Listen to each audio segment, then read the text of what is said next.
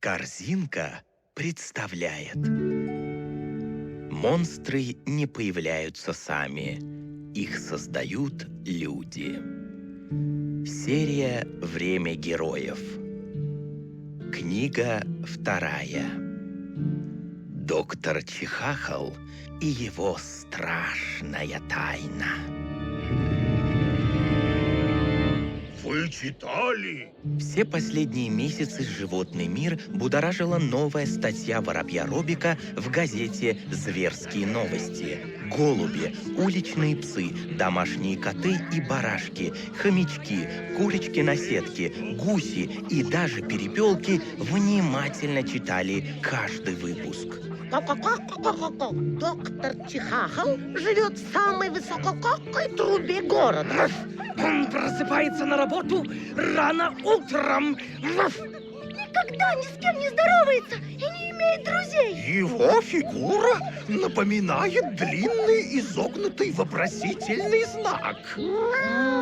Сильно втягивает в шею воротник, всегда ходит в маске, закрывающей половину лица, носит шляпу, серые очки, пряча глаза. Передвигается он быстро и бесшумно, словно скользит по поверхности. Доктор Чихахл неразговорчив и угрюм. Кажется, он скрывает какую-то страшную тайну. Просто доктор Чихахл ненавидит свежий воздух. Этот текст был началом журналистского расследования смелого воробья Робика. Каждый день он следил за доктором Чихахлом, и уже весь животный мир знал, что его лаборатория с множеством разных труб находится на крыше самого большого серого здания. Робик не переставал отважно критиковать Чихахла. День и ночь из страшных труб лаборатории доктора Чихахла в наше голубое небо валит темный дым. Дышать с каждым днем становится сложно. А летать и вовсе невозможно. Никто не знает, чем занимается этот загадочный доктор Чихахл. Одни говорят, он создает эликсир молодости. А другие говорят, лекарство от бессмертия. Но кто-то говорит, что он работает над микстурой для А стройности. кто-то утверждает про таблетки безграничной силы. Что же за зверь этот доктор Чихахл? Из-за статей Робика животные стали толпиться у лестницы лаборатории с плакатами протестов. Мы хотим дышать! Оставьте в покое наше небо! Все это сильно портило настроение доктору Чихахлу. Он глубже опускал шляпу, выше поднимал воротник и недовольно шел сквозь толпу в свою лабораторию. Вредного утра! Приветствовали его сотрудники-термиты. Вредного дня! Встречала его преданная саранча. Вредного вечера! Каркали вороны, слизни, скорпионы и пауки выползали из щелей здания, чтобы поприветствовать босса. Вредной ночи. Хрипел доктор Чихахл и крепко захлопывал за собой дверь. И тогда вредители понимали, что и сегодня им придется работать до глубокой ночи, притаскивая по заданию Чихахла букашек, червей и всякую нечисть для опытов. Попасть в лабораторию Чихахла воробей Робик не мог никак. Окна были всегда плотно закрыты, а двери охраняли вредные насекомые. Он терпеливо ждал, когда доктор Чихахл выйдет наружу, и тогда воробей следовал за ним, куда бы тот ни пошел. И вот, наконец, ближе к середине ночи дверь лаборатории неожиданно открылась. Робик достал из рюкзака свой бинокль и увидел, как доктор Чихахл подозрительно озирается по сторонам. Не заметив никого, доктор Чихахл махнул кому-то, и вмиг перед ним приземлился большой черный каркур. Ворон покорно склонил голову и крылья. Карета прикаркована. Доктор! Доктор Чихахал быстро вполз на его спину, и не успел Робик опомниться, как взлетевший вместе с Чихахалом ворон исчез в темноте. Робик поспешил за ними, догнав, стал придерживаться безопасного расстояния. Путь был долгим, и Робик уже начал волноваться, сможет ли найти дорогу домой. Как вдруг вдали он заметил свет.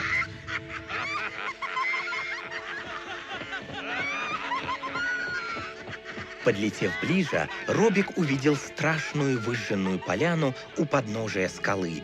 Именно туда устремился ворон. Робик спрятался в ветвях сохнущего дерева, откуда все было хорошо видно и слышно. В центре поляны горел костер. Вокруг сидели странные существа, напоминавшие монстров. Огромных размеров летучая мышь с мордой свиньи, длиннющая игуана с рожками оленя, несколько майн с фазаньими хвостами, дикий кабан в шкуре дикобраза, 2 облезлые гиены, 3 толстые крысы и большой гриф с черепом крокодила на голове.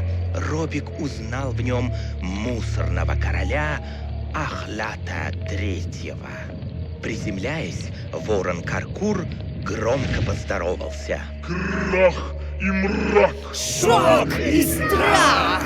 Отозвались ему в ответ странные монстры. А мы тут последние новости обсуждаем. Раскачиваясь вверх ногами, протяжно сказала летучая мышь. Да, новости просто отличные! Жара, и все сохнет! Захрюкал радостно дикий кабан. А млекопитающие бегут из родных мест прямо к нам в лапы. Прыгали и гоготали гиены. И не китаят наводнение в городах людей. Крах, крах. Пищали крысы. Мусора все больше и больше. Некоторые свалки размером с остров. Проскрипел гриф. Ну ты-то свой шанс упустил. Подло захихикали майны. Король без королевства. Мой час еще не настал. Но когда он наступит, вы, гадины, посмотрите, что я с вами сделаю. Оскалился гриф. Слушайте, хватит шпотить. Зашипела игуана. Самое главное, что уже все человечество говорит о странностях природы. Наше время скоро наступит. А какие новости у вас, уважаемый доктор? Обратилась к Чихахлу летучая мышь с мордой свиньи. Мне вообще-то к верховному управителю по личному вопросу. Игуана с важным видом поднялась с места и, семеня лапками, направилась в пещеру. Через несколько минут она выбежала, шипя шепотом. Спокойно, шеф идет, шеф идет. Все сразу притихли, поджали хвосты и расступились. Из пещеры вышли 2 совершенно одинаковые обезьяны-мандрилы и громко объявили. Его Величество Верховный Управитель! Планеты Повелитель! Природы Укротитель! Животных Устрашитель! Великий Сахрамахр Зловредный! Нависла зловещая тишина, а в проеме пещеры появилась огромная черная тень. Робик очень хотел разглядеть лицо Сахрамахра, но кроме 2 маленьких светящихся глаз ничего не было видно. Ну, Чихахал Узыпунович, всем пожаловал, а? Спросила тень, и от ее страшного голоса все монстры вжали свои головы в плечи. Я, как его там, защиты хотел попросить. Доктор Чихахл дрожащей рукой протянул Захромахру газету «Зверские новости». На первой странице красовалось фото доктора Чихахла на фоне дымящих труб. Над фото красными буквами стояло дерзкое заглавие: «Зачем доктор Чихахл травит наше небо?» Этот выскочка объявил на меня охоту. Наглец, разбойник, негодяй! Простонал доктор Чихахл. В меня тычут пальцем, поджидают возле лаборатории с гнусными плакатами. Они кричат, что я виноват во всем на свете. Я не могу работать в таких условиях. Воробей понял, что говорят про него, и спрятался поглубже за сухие ветви. Слышите, я отгрызу голову этому пелнатому леполтелу. Предложила игуана. Лучше я растопчу его копытами. Протрубил дикий кабан. Позвольте, мы его заклюем. Наперебой затараторили майны. Все монстры, перебивая друг друга, пытались выслужиться перед Захромахром. Поднялся такой галдеж.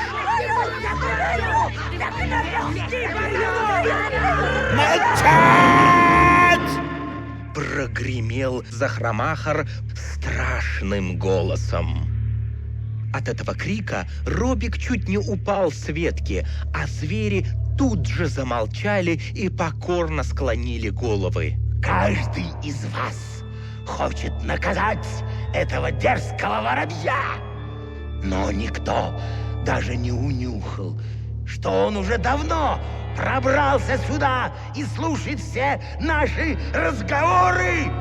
Захромахр поднял руку в сторону дерева, где сидел Робик, и черная тень от нее побежала тонкой длинной линией прямо до ветки, где затаился Робик. Воробей похолодел от страха, и не успел он опомниться, как все монстры кинулись в его сторону с угрожающими воплями. Хватай выскочку!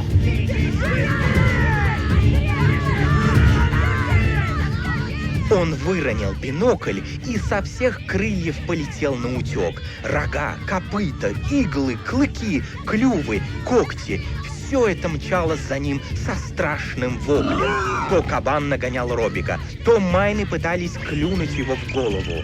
Летучая мышь старалась схватить его за хвост своим рылом, а прыгающие по деревьям мандрилы хотели накинуться сбоку. Робик старался оторваться от погони, но сил ему не хватало. В какой-то момент он понял, что пропал. Воробей смирился и закрыл глаза в ожидании, что вся его пернатая жизнь скоро пролетит перед глазами. Однако кто-то сильно дернул его за рюкзак. Все вокруг завертелось. Робик понял, что куда-то летит, и еще сильнее зажмурил глаза от страха. Можешь открыть глаза, они прилетели мимо. Услышал он тонкий голосок рядом, когда кружение остановилось. Робик осторожно открыл глаза и увидел красивую серо-золотистую птичку. Меня зовут Сая. Я саксаульская сойка. Улыбнулась она. Робик оглянулся вокруг. Перед ним струился плотный поток водопада, за которым они были словно за стеной. Как мы сюда попали? Удивился Робик. Я видела тебя у пещеры Захромахра, но ты сидел слишком близко, и он тебя учуял. Разве ты не знал, что у Верховного Устрашителя лучший нюх на свете? И даже на большом расстоянии он легко определяет своих и чужих. Не знал. Растерянно ответил Робик. А ты тоже следил за доктором Чихахлом? Нет, я хотела попросить Захромахра помочь остановить солнце. Остановить солнце? Это как? Зачем? Ну, если хочешь, я тебе все покажу. Летим со мной. Любопытный Робик решил увидеть все своими глазами. Убедившись, что монстры уже далеко, они осторожно выпорхнули из-под водопада в направлении дома Саи.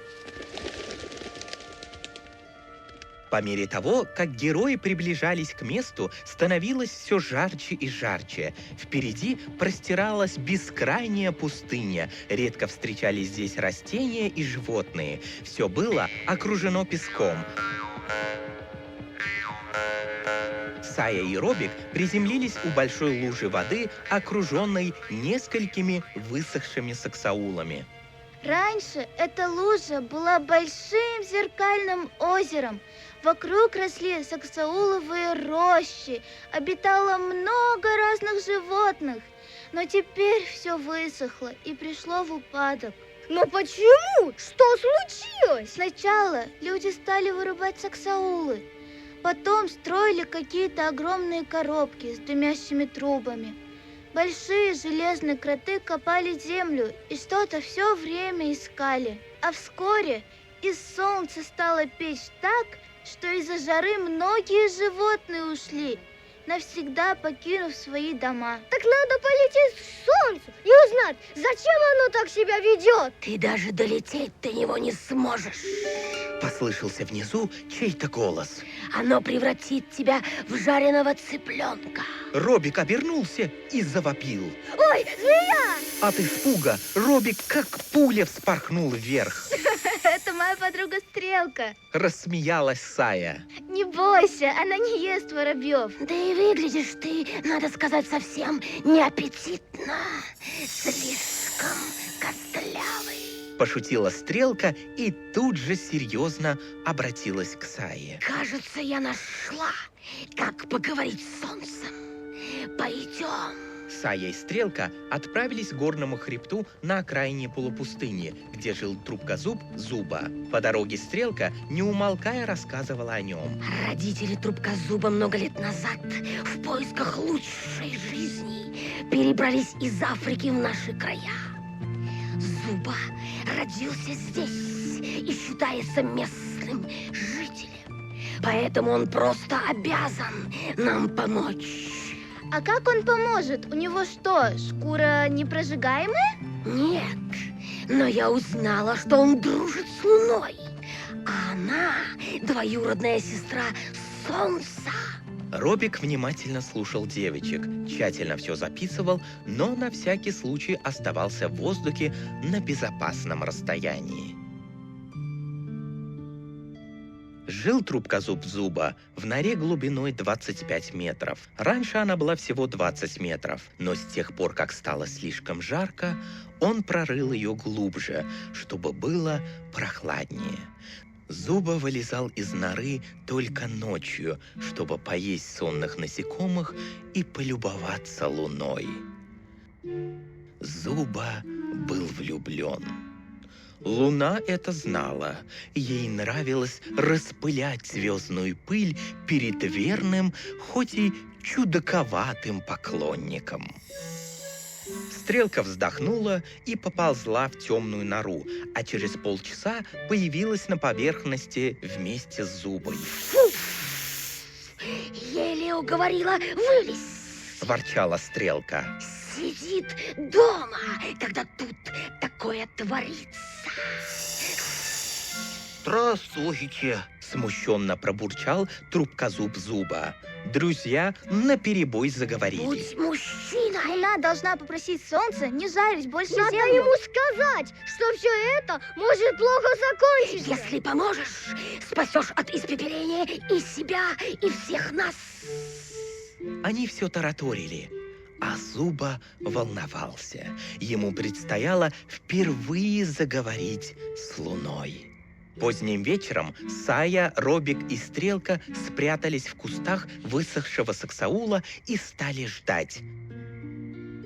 Наконец, луна поднялась на небо, потянулась, улыбнулась и засияла лунным светом. Привет!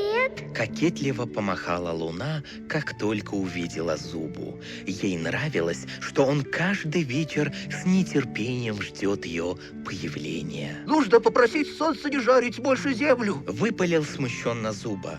Он долго репетировал, как начнет разговор, но от волнения забыл поздороваться. Луна уже хотела обидеться и отвернуться, но тут из-за куста выпорхнула Сая и стала вежливо объяснять проблему.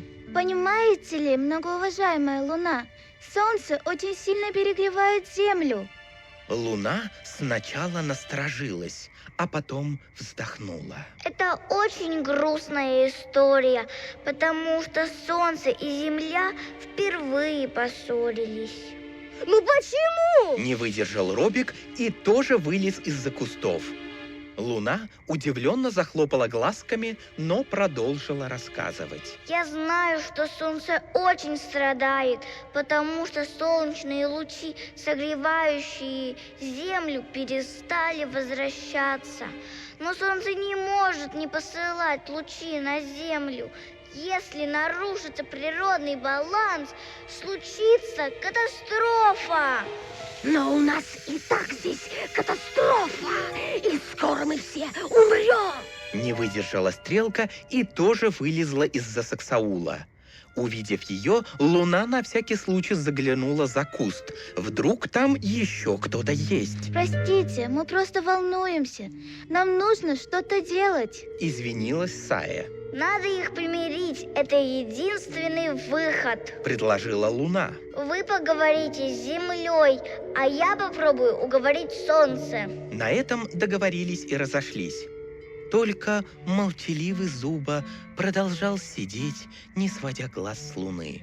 Но она уже не обращала на него внимания. Не бей в голову. Девчонки все очень обидчивые. Успокаивал его Робик. Просто говори ей чаще, что она красивая. Эх, лучше уж я буду молчать, как раньше. Сильнее нахмурился Зуба. А вообще, знаешь, девчонки обожают героев. Поэтому идем-ка лучше с нами спасать планету. Трубкозуб вздохнул и поплелся за друзьями к уху земли. Ухо земли находилось ближе к северу. Добирались друзья до него долго, но упорно. Спустя несколько дней они дошли до глубокой впадины с древним колодцем. Через него можно было общаться с землей. Откуда ты знаешь про это место? Удивилась Сая. Моей бабушке 300 лет. Она знает обо всем на свете. Важно ответила Стрелка. Но Земля еще старше. Поэтому кричите ей громче. Сая, встав на краешек колодца, крикнула.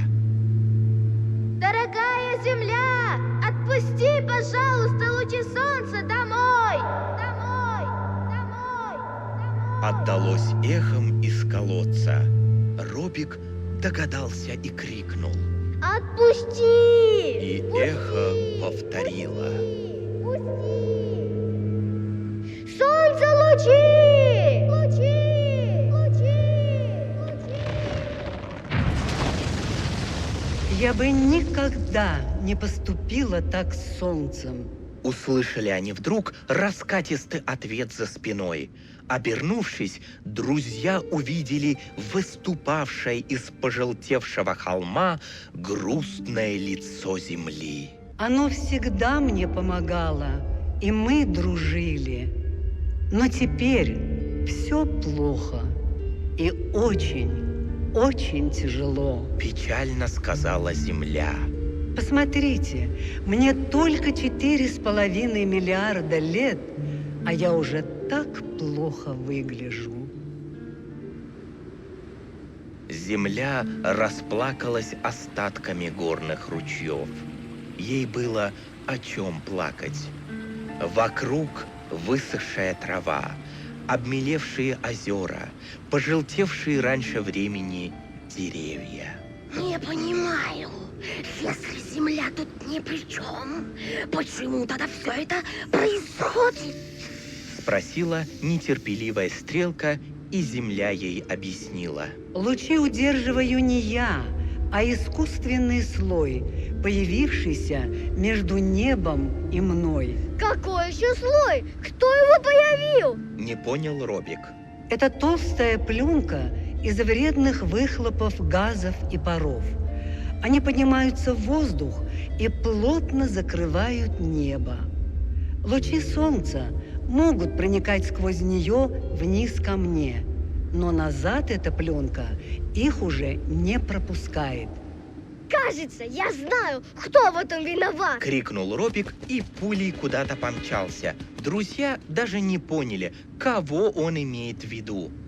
Робик летел 3 дня и 3 ночи, чтобы скорее добраться до города, где жил и работал таинственный доктор Чихахал.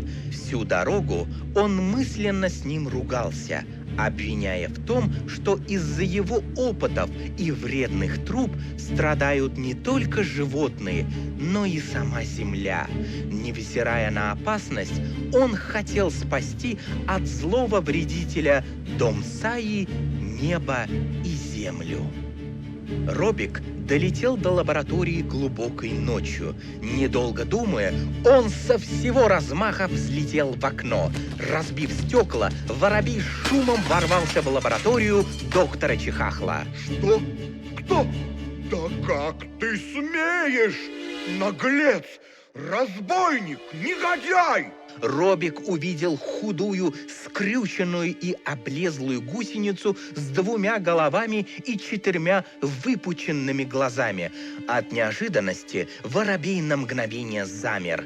Этот неприятный тип напоминал ему доктора Чихахла. Доктор Чихахал? Двухголовая гусеница? Не твое дело! Язвительно ответил Чихахал и быстро натянул плащ, нахлобучил на голову шляпу, чтобы как-то прикрыться и спрятать под одеждой лишнюю голову. На шум в лабораторию примчалась целая армия термитов. Влетел отряд саранчи, вбежал целый выводок скорпионов. Все приготовились жалить, кусать и мучить Робика. Подождите. Остановил их доктор Чихахал. Раз уже этот выскочка сам к нам пожаловал, испробуем-ка на нем одно из моих новых изобретений. Вот теперь он у меня попляшет. Чихахал самодовольно потер лапками и развернулся к своим пробиркам с бурлящими цветными жидкостями. А вредители скрутили Робика так, что он не мог пошевелиться. Можешь меня отравить или даже убить, но таких, как я, много, и всех нас ты не уничтожишь! Не успел Робик договорить, как в рот ему влили дымящуюся красную жидкость. В глазах у него потемнело, голова закружилась. Он не услышал, как через разбитое стекло в лабораторию влетела Сая, держа в лапках стрелку. Не увидел он и то, как, пробив дверь, в комнату ворвался Зуба. А ну, посторонись, мелочь пузатая! Закричал он насекомым. Друзья кинулись сражаться, отважно защищая Робика. Зуба глотал и топтал маленькими копытцами термитов. Стрелка взяла на себя скорпионов. Сая отчаянно билась под потолком с саранчой. А луна светила так, что глаза вредителей слезились от боли. Испуганный доктор Чихахал пытался спрятать свои склянки, чтобы их не разбили. Друзья самоотверженно сражались, но к врагам добавились вороны, пауки и слизни. Казалось, что победить всех просто невозможно. Но вдруг лежавший без сознания Робик стал быстро и очень неожиданно расти, раздвигая собой все в лаборатории. Глаза Чихахла округлились. Он не ожидал такого эффекта. Кар! Спасайся, кто может! Закричал Каркур, и все вороны вмиг выпорхнули впрочь через разбитое окно. Упираясь боками в стены лаборатории, Робик вжал в щели оставшихся насекомых. Они пищали, сопротивлялись, но ничего не могли поделать. Лаборатория трещала по швам. Друзья забились в углы, не узнавая раздувающегося друга. Что с тобой, Робик? Испугалась Сая. Не знаю, Кажется, меня отравили. С трудом отвечал Робик и продолжал расти. Он становился гигантским, заполняя собой все пространство. Большинство склянок доктора Чихахла разбилось, и жидкость из них полилась на пол. Робик дорос до пределов лаборатории. Она затрещала, заскрипела и как разлетится в щепки. Треск, шум и вопли многочисленных мелких вредителей слышались со всех сторон, и словно большой плюшевый слон, Робик скатился с крыши здания и мягко упал на землю. На него плюхнулся Зуба, на Зубу Стрелка, на Стрелку доктор Чихахал, крепко державший свои уцелевшие пробирки. Ух, пернатый бандит, наглец, разбойник, негодяй! Рядом аккуратно и элегантно приземлилась Сая и тут же набросилась на доктора Чихахла. Мало того, что воздух задымил, солнце разозлил, так еще и нашего друга отравил. И нас всех чуть не убил. Зашипела Стрелка и поползла на Чихахла. Пощадите, пощадите! Отползая назад, жалобно причитал Чихахл. Я всего лишь мелкая гусеница, которая ищет рецепт обабочкования. Ай, ай. Что еще за бочкование? Не понял Зуба. На всякий случай он припер доктора к дереву своим длинным носом. Чихахл зачихал от страха. Стал бледным, потом зеленым, потом красным и начал, наконец, рассказывать. Я вырос в дымовой трубе. Она так сильно коптила и дымила, что я много чихал. Выяснилось, что я отравился и лишился главного качества гусеницы – умения плести кокон и превращаться в бабочку. Поэтому я всю свою жизнь пытаюсь создать бабочковый эликсир. Я летать мечтаю. Эй! Если ты проверял свой эликсир на мне, почему тогда я похож на слона, а не на бабочку? Спросил Робик. О, мой эликсир еще не готов. Я дал вам витамин роста, Захромахра. Ответил Чихахл и тут же побледнел от страха, осознав, что проговорился. Зачем этому великану витамин роста? Не поняла Сая. Ты давай нам зубы-то не заговаривай. Возмутилась Стрелка. Ничто не оправдывает того, что ты отравляешь все вокруг. Это не я! Замахал лапками Чихахл. Смотрите, моей лаборатории уже нет, а трубы до сих пор дымят. И трубы человеческих автомобилей дымят, и фабрики с заводами тоже дымят. Так что это не я отравляю ваш воздух. Все посмотрели наверх и замерли. Действительно, лаборатории доктора Чихахла не было, а трубы продолжали дымить и заполнять небо серым туманом. Друзья задумались и замолчали. Если это не Чихахл, то кто тогда? Не понял Зуба и обернулся. Ой, кажется, он сбегает. Друзья тоже обернулись и увидели, как Чихахл залезает верхом на Каркула. Ах ты подлый обманщик! Крикнула Стрелка. Они с Зубой кинулись за беглецами, но не успели догнать. Ворон и Чихахл улетели прочь. Что мы будем делать? Кажется, они полетели к Захромахру. Расстроилась Сая. Некогда думать сейчас о Захромахре. Сказал большой Робик. Да, нужно сначала вернуть тебе прежний вид. Но загрязнение воздуха остановить надо. И нагревание земли тоже. А я пока и так похожу. Всегда мечтал быть большим. Твердо ответил Робик. Он достал из рюкзака, ставшего теперь для него очень маленьким, свой малюсенький блокнот. Ну, какие у кого идеи? Обратился Робик к друзьям и приготовился записывать. Друзья стали придумывать, как сказать людям, что надо перестать мучить планету.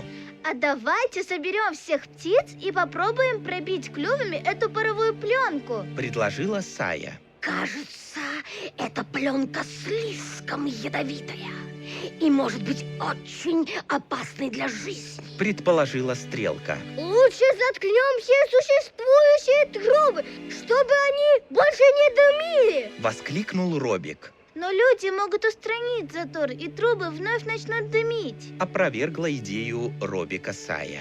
А давайте лучше соберем всех на демонстрацию, на зверскую акцию протеста. Тогда всем животным и птицам надо пообещать, что во время этой акции никто никого не съест. Сказал Зуба, и друзья опять задумались. А может, Робик возьмет интервью у Солнца?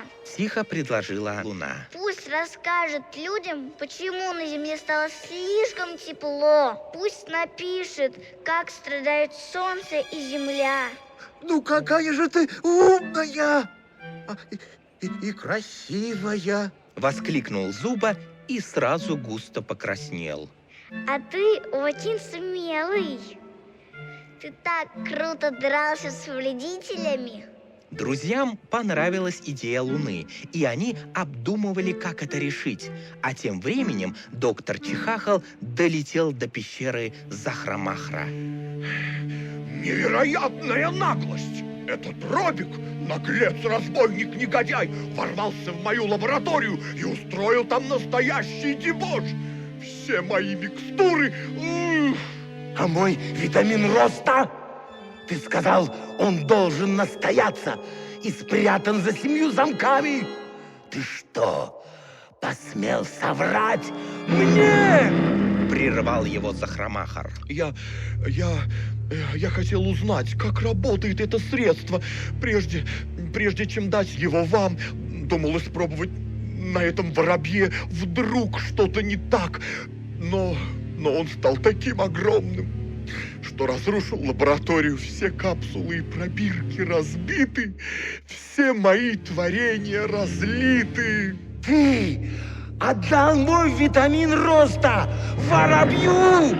Прогремел Захрамахар. Но я хотел как лучше. Затрепетал Чихахал. Столько лет я жду эту чертову микстуру.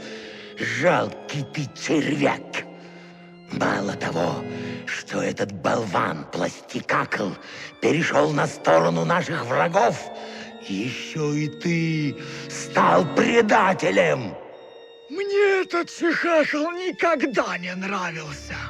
Огромная тень Захрамахра начала двигаться на маленького доктора Чихахла. А хотите, я ему оторву обе его лысые головы? А я могу его заклевать и заколоть.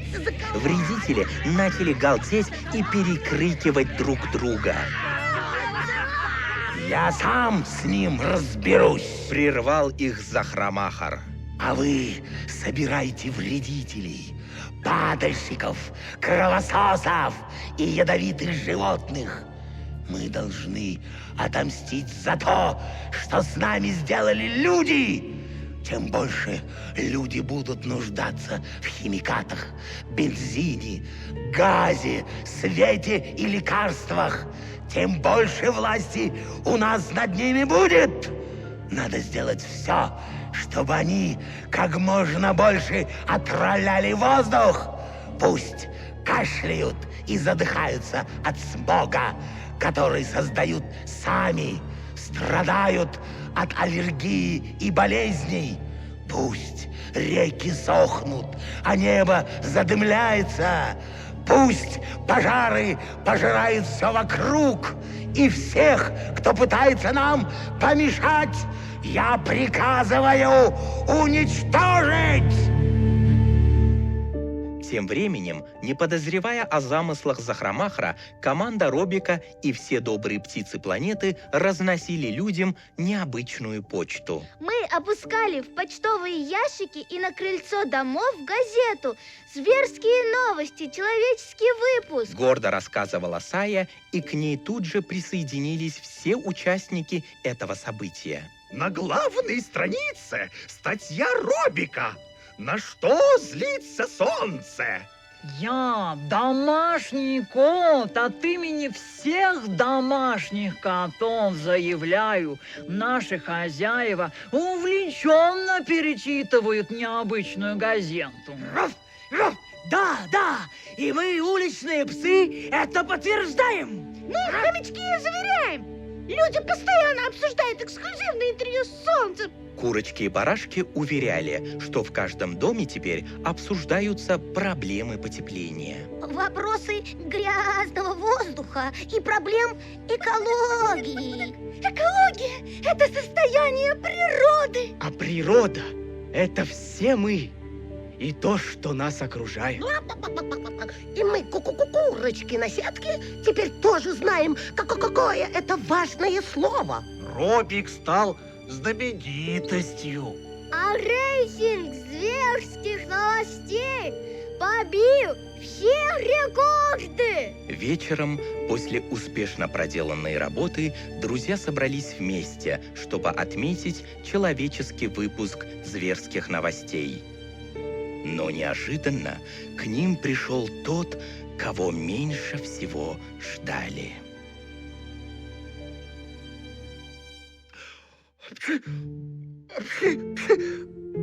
Простите, извините.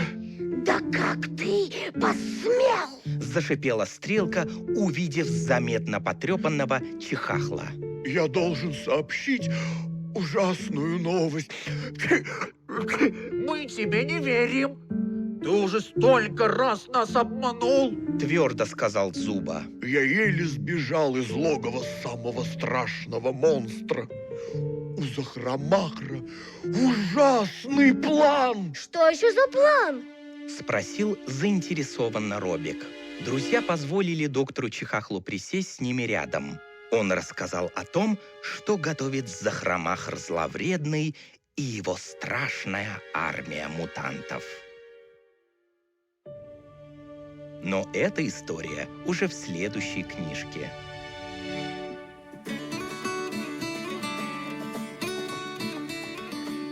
Дорогие ребята, эту сказку для вас создали автор книги и пьесы Мадина Муминова, рассказчик Нодер Нещонов. Героев озвучили маленькие и большие актеры. Композитор Асадбек Тургунов. Слова Кавсар Турдиевой. Автор песни Наргиза Ахмедова. Аранжировщик Джамшид Атабаев. Песню исполнили солисты детского театра «Томоша». Песня была записана в студии «Консерватория Рекордс». Сказка записана в студии «Байрам Филмс». Звукорежиссер Анвар Файзуллаев. А верным другом героев книги и путеводителем в их приключениях стала корзинка.